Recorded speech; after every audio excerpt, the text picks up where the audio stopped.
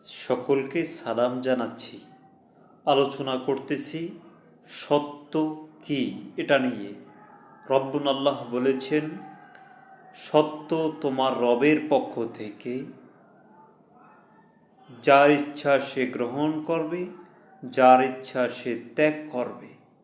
আবার আল্লাহ বলেছেন, তোমরা সত্যের সাথে মিথ্যাকে মিশ্রিত করো না। আবার রব্বুল আল্লাহ বলেছেন, সত্য এসেছে, মিথ্যা চলে যাবে, নিশ্চয়ই মিথ্যা চলে যাবারই। আবার রব্বুল আল্লাহ বলেছেন, তানজিলুম মির রব্বিল আলামিন, তানজিলুম মির রব্বিল আলামিন, এটা তোমার রবের পক্ষ থেকে নাজিলকৃত। তাহলে আমরা এখানে সত্য বলতে কি পেলাম? সত্য হলো মহাগ্রন্থ আল কোরআন। এটা আল্লাহ তাআলা সত্য বলেছেন। এই জন্য আমাদেরকে এই সত্য থেকে জ্ঞান অর্জন করতে হবে, সত্য থেকে জানতে হবে। এখানে কোনো মিথ্যার লেশ নেই।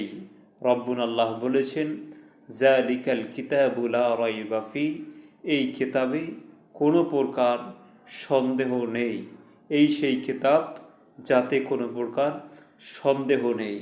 আবার বলেছেন, এই কিতাবে উপর থেকে, নিচ থেকে, ডান থেকে, বাম থেকে কোনো বাতিল, কোনো মিথ্যা প্রবেশ করতে পারে না। আর এই কিতাবে কোনো সন্দেহ নেই। অর্থাৎ আমরা এই কথা দিয়া, এই আয়াত দিয়ে, এই আল্লাহর কালাম দিয়ে, রব্বুল আল্লাহর নাজিলকৃত কোরআন থেকে জানতে পারলাম, কোরআনুল করিম হলো মহাসত্যের থেকে নাজিলকৃত সত্য ঐশী বাণী। আল্লাহ তাআলা আমাদেরকে এই সত্য থেকে উপলব্ধি করে, সত্য থেকে জ্ঞান হাসিল করে আমরা যেন চলতে পারি। সালাম জানিয়ে শেষ করতেছি।